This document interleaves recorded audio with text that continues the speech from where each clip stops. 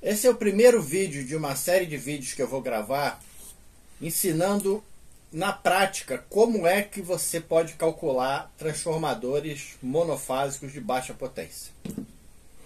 Se você assistir todos os vídeos, você no final vai ser capaz de calcular qualquer transformador que você precisar e inclusive se você vai conseguir trabalhar com isso, porque eu vou dar macetes de cálculo de transformadores na prática. Eu trabalhei com transformadores, eu sobrevivi de transformadores, me sustentei por mais de 27 anos. Eu, quando nasci, meu avô já consertava transformadores na oficina que tinha lá na minha casa. Então, eu sei bastante sobre o assunto e eu vou passar todos os macetes que eu sei sobre transformadores. Então, tudo vai ser muito na prática mesmo. Eu vou mostrar tabelas onde você vai ter tamanhos de transformadores, que você vai poder ali, eu quero um transformador de 50 watts, na tabela você vai ter lá qual o tamanho do ferro que você vai precisar usar, quantidade de espiras por volt, grossura de fio, tudo que você precisa saber. Então, tudo mastigado em tabela. Além disso, você vai saber entender sobre o assunto a ponto de poder resolver as tuas dúvidas e trabalhar com isso até. A vantagem de enrolar transformadores profissionalmente, comparado com o pessoal que enrola motores, é que para enrolar motores, apesar de ser uma receita de bolo, é mais fácil você trabalhar com motores, você precisa de um motor para enrolar, então você não pode fabricar nada. Já transformador não, vem de todas as peças. Isso aqui, por exemplo, foi fabricado do nada. Ninguém trouxe esse transformador aqui na época que ele foi feito para eu fazer. Ele foi fabricado, eu comprei todas as peças. Então você pode fabricar as peças. Você não precisa ficar esperando o cliente levar uma peça para você consertar. Você pode fabricar e oferecer para vender. Então eu vou começar com esse vídeo passando alguns detalhes agora principais para você poder entender o resto do ensinamento. Então vale a pena você assistir esse vídeo aqui com atenção, porque aqui vai ser a base para você entender o resto. Vamos ver. Bom, existem alguns detalhes para você entender transformador que você precisa conhecer de eletricidade. Então você precisa se habituar com o termo volt, ampere e resistência, ou seja, ohm, e saber qual é a relação que existe entre eles. Então você imagina aqui que a amperagem é a água que vai fluir por uma mangueira d'água. Então toda a água que tiver naquela mangueira são os amperes. Vamos imaginar assim. A voltagem é a força com que a água passa nessa mangueira. E a resistência é um registro, por exemplo, que você coloca no meio da mangueira para impedir que a água passe toda, para diminuir, ou a torneira, digamos assim, para diminuir o fluxo de água. Então, quanto maior a resistência, menor vai ser a amperagem. Sempre vai ser assim. A resistência e a amperagem elas são inversamente proporcionais. E esse triângulo aqui que eu fiz é o triângulo que você vai saber fazer conta. Então, por exemplo, se você quer saber qual é a resistência de um circuito, que você sabe a voltagem e a amperagem, a resistência vai ser a voltagem dividido pela amperagem. Se você quer saber qual é a voltagem, se você tem a amperagem e a resistência, a voltagem vai ser a amperagem vezes a resistência. E se você quer saber qual é a amperagem, e você tem a resistência e tem a amperagem vai ser a voltagem dividido pela resistência. Então esse aqui é o triângulo que você precisa memorizar para poder entender essa coisa sobre voltagem e amperagem. Agora a gente vai falar sobre outra relação, que é a relação de potência e de amperagem e voltagem. Potência é o trabalho que a amperagem e a voltagem vão fazer. Então, por exemplo, você tem aqui, lembrando que a amperagem é a quantidade de água. A potência seria o trabalho que vai ser gerado. Ou seja, seria o tanto que essa água vai conseguir fazer algum serviço. Potência é uma unidade de medida de serviço. É tudo que a gente consegue fazer. Então, se você levanta um peso e coloca em cima da mesa, você executou um serviço e para isso você consumiu uma potência. Se você não tem força para levantar o peso até a altura da mesa, mas tem força para levantar até um banquinho, do banquinho para a mesa, você usou uma potência menor, mas realizou o mesmo trabalho. Porque potência é uma relação, tem relação com o tempo. Então você levou mais tempo, mas conseguiu realizar o mesmo trabalho. A potência, a unidade de medida é dada em watts. E a amperagem é ampere e a voltagem é volt. Então, para você saber, por exemplo, a potência de um determinado circuito, basta você multiplicar a amperagem pela voltagem. Se você tem a amperagem e quer saber, se você tem a potência e tem a amperagem, quer saber qual é a voltagem que foi usada nesse serviço, basta dividir a potência pela amperagem, você vai ter a voltagem. Esse aqui é o desenho muito mal feito de um transformador. Transformadores são expressos dessa forma: uma bobina de um lado, um ferro no meio e uma bobina do outro. Ou então dessa forma aqui, uma bobina só com ferro com uma derivação, que pode ser no meio ou em qualquer lugar. O que você tem que saber aqui é o seguinte: a potência, o transformador é um equipamento que transforma voltagens.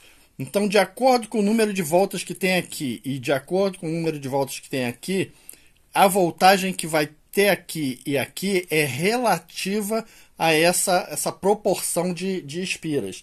Então, se aqui tem a metade das espiras que tem aqui, se você aplica uma voltagem aqui, aqui vai sair o dobro da voltagem. Só que a potência do transformador ela é sempre a mesma. Então, se você tem um transformador com uma determinada potência, uma quantidade de watts X, você vai ter esses watts aqui e aqui também. Se o transformador é um equipamento ideal, ou seja, se você não tiver perda. Então, se você tem 100 watts aqui, aqui você também só vai ter 100 watts. Então, se você tem 100 watts aqui e 100 volts, 100 watts e 100 volts, quantos amperes você tem? 100 dividido por 100, você tem 1 ampere. Então, você vai ter aqui 100 volts, 1 ampere, para ter 100 watts. Se aqui você tem 200 volts, a potência é a mesma. Então, você vai ter 100 dividido por 200, vai dar 0,5. Então, para que o circuito esteja equivalente, você tem sempre a mesma potência de um lado e do outro. Isso é fundamental para transformador. Porque na hora de você calcular qual é a amperagem que tem em cada enrolamento, você vai precisar saber esse tipo de coisa. A mesma coisa nesse transformador aqui. Esse aqui é o tipo de transformador que é o autotransformador, onde você tem aqui uma voltagem e aqui você tem o dobro, digamos. Então, se você tem uma potência aqui, e aqui você tem daqui a aqui o dobro da voltagem, então aqui você tem a metade da corrente que flui aqui.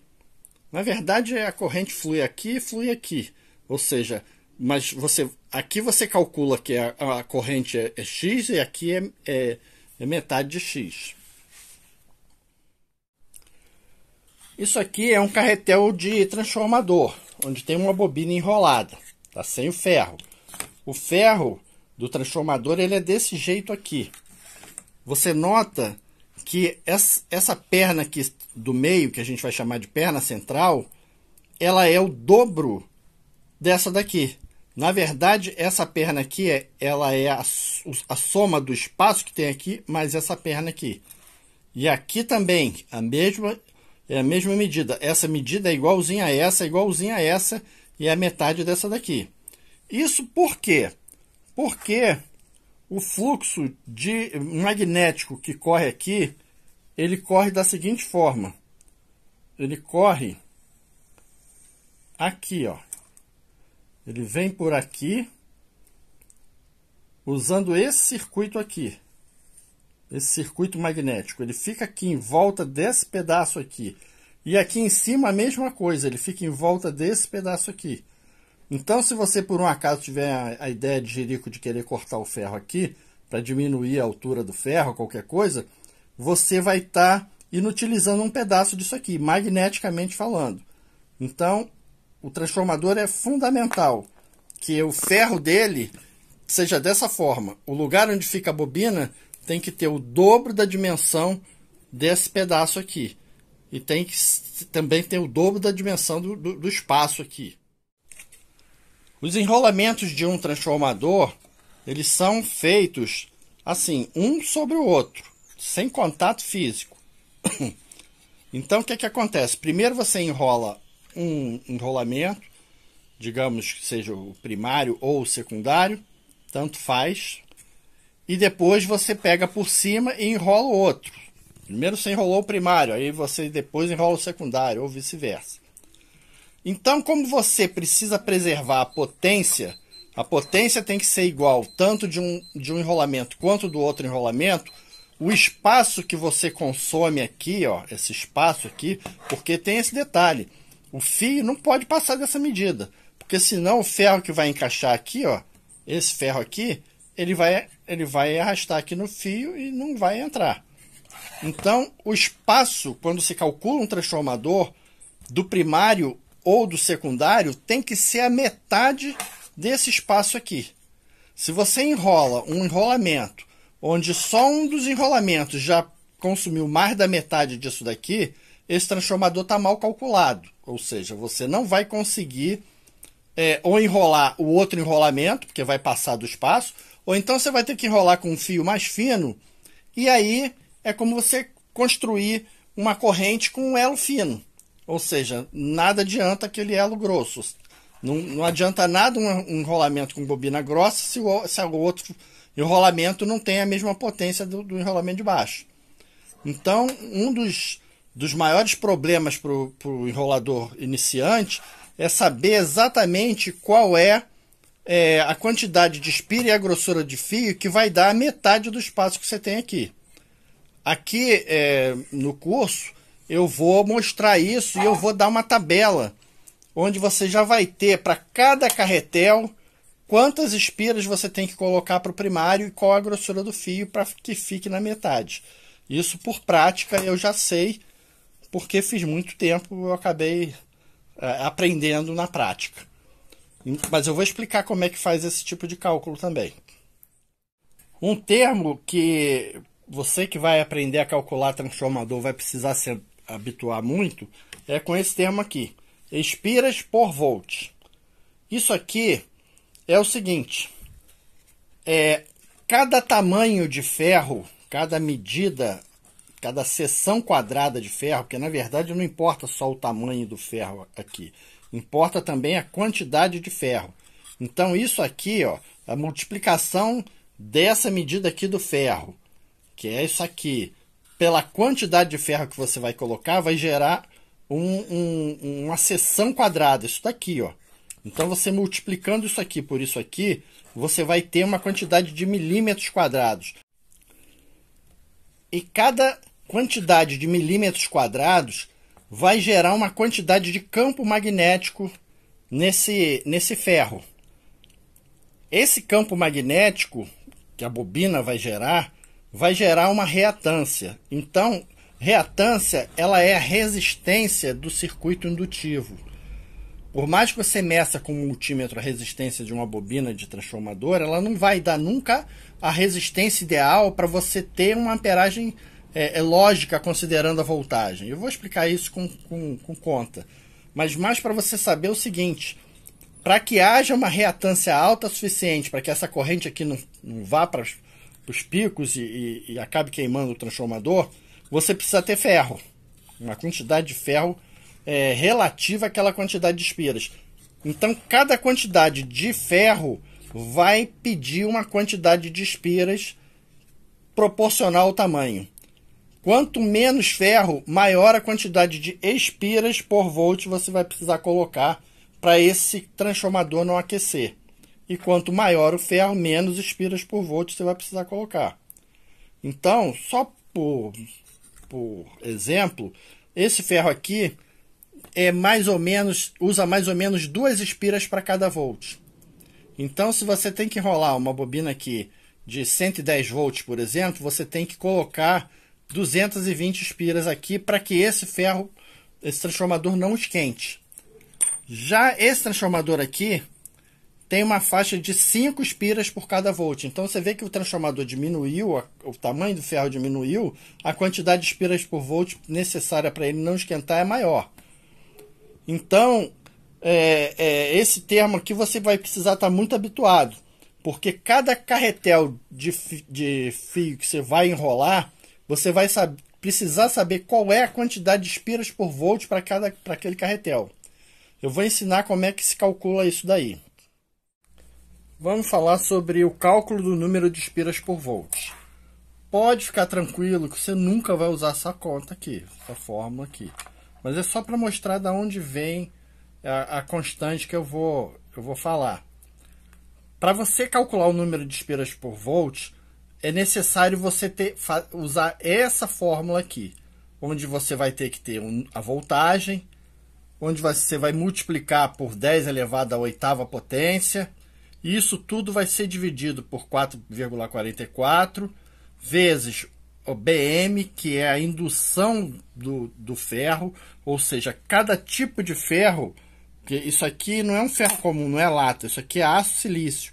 Então, cada tipo de aço silício tem uma indução diferente. Quanto melhor o ferro e menos espesso ele é, maior esse número daqui. Esse número aqui é um número já para um ferro de muito boa qualidade. E a seção magnética, que na verdade é aquele espaço que tem na bobina, que é isso daqui. É a multiplicação disso por isso. Então, isso vezes a frequência. Isso vai te dar um resultado. O que me interessa nessa conta toda aqui é alertar o seguinte: toda vez que você tem uma conta de dividir um número embaixo, quanto maior esse número, menor é o resultado. Então, é óbvio dizer o seguinte: a frequência é quem vai influenciar diretamente no número de espiras por volt. Esse negócio de dizer que equipamento de 50 Hz funciona bem em 60 Hz é até relativamente verdade. Agora, o que é calculado para 60 Hz não funciona bem em 50 Hz. Porque o número de espiras por volt para uma bobina calculada para 60 Hz é menor do que uma bobina calculada para 50 Hz. Então, no final dessa conta toda aqui, você vai ter que o número de espiras por volt é igual ao seguinte. Essa conta aqui vai dar mais ou menos 40 dividido por esse SM aqui, pela seção magnética. Então, ficou fácil. Agora, toda vez que a gente quiser saber o número de espiras por volt, para a gente, usando 60 Hz, a gente só vai calcular em 60 Hz, a gente vai pegar a seção magnética, que é isso daqui, e vai dividir 40 por ela. Então, se aqui, por exemplo, eu falei que isso aqui tem mais ou menos 2 espiras por volt. Por quê? Porque essa multiplicação desses centímetros aqui vezes isso aqui dá perto de 20. Dá 20 e uns quebradinhos. Então, 40 dividido por 20, 2 espiras por volt esse ferro aqui. Foi por isso que eu disse que ele era de 2 espiras por volt. Então, a gente só vai precisar saber, para calcular o número de espiras por volt, esse 40 aí. Se você estiver usando um ferro de transformador comum, não for uma lata vagabunda. E ao contrário de que quanto mais baixa for a frequência, maior vai ser o número de espiras por volt, se você aumenta a frequência, o número de esperas por volt acaba ficando muito menor para uma voltagem alta. Olha isso daqui. Isso é fonte chaveada. Isso aqui é um dos grandes demolidores dos transformadores no mercado. Muita coisa atualmente está sendo feita dessa forma. Esse transformador aqui, em vez de ele trabalhar com 60 Hz como esse aqui, ele trabalha com, às vezes, 15 mil Hz, ou até frequência maior, 60 mil Hz, alguns. Então, quanto maior essa frequência, menor é a necessidade de ferro. Ó, o ferro que usa esse transformador, que ele é ligado no 110, ó, essa fonte aqui é de 110 volts. É um ferrinho, um núcleozinho pequenininho. A perna central desse transformador é bem pequenininha. E por que a gente não trabalha com frequência alta nos transformadores? Por causa exatamente disso aqui. O ferro de aço silício, ele não suporta frequência muito alta. Existe um fenômeno físico chamado esterese, que é a variação, porque toda vez que você coloca um campo magnético variável, essa variação faz com que o magnetismo do ferro oscile para um lado e para o outro. Aqui a hora é sul, aqui a hora é norte, e o troço varia e oscila. E esse ferro, ele não aguenta uma frequência muito mais alta do que ele trabalha. Até 120 Hz ele ainda trabalharia, mas já começa a aquecer. Ele aí começa a esquentar por esterese. Tem uma hora que a oscilação é tão grande que ele simplesmente para. O transformador não consegue mais oscilar. Então, o que acontece? Esse material aqui é ferrite. O ferrite consegue, sim, trabalhar com frequências muito altas. Já não é bom para trabalhar com frequências baixas, como é o caso do ferro de transformador. Então, cada um na sua, mas aqui está a prova de que a frequência é a coisa mais importante do transformador. Quanto maior a frequência, menor é o número de esperas por volt. Por isso, menor a necessidade do tamanho do transformador. E quanto maior a frequência, você vai ter maior a necessidade de núcleo magnético para o transformador poder funcionar. Quem quiser se aprofundar mais sobre o assunto, eu usei toda a minha vida que eu fabricava transformador, esse livro daqui, Transformadores, do tal do Alfonso Martignoni, que é um livro meio antiguinho. Esse meu já está caindo aos pedaços. Essa edição aqui é de 1981. O livro mesmo é de 71. A primeira edição foi em 71. Eu tinha 10 anos quando esse livro foi feito. Então, mas não aconselho não. Não aconselho porque é um livro muito complexo, muito difícil. Hoje em dia você tem o YouTube. Na época que eu fazia transformador, não existia YouTube. Então você pega uns cálculos aqui que são horríveis. O troço é complexo pra caramba. Mas fica a dica. Bom, eu espero que você esteja entendendo a explicação. Pode ser até que você não tenha entendido tudo, porque tem muitas continhas, muitas coisas que não vão te servir para o que você vai precisar mais à frente. O próximo vídeo eu vou falar sobre os fios, o fio esmaltado que enrola o transformador. Isso daqui. Os tipos de fio e principalmente a espessura dos fios. Uma das coisas mais difíceis para quem mexe com bobina em geral é saber que fio é esse. Por exemplo, que fio é esse aqui? Ninguém sabe. Ou seja, você vai aprender a medir fios e vai saber por que um fio tá bom, por que não tá bom, por que queima, por que não queima. Qual é a amperagem que cada fio aguenta. Vou ensinar como é que calcula a amperagem prática de cada fio na hora de você enrolar a bobina.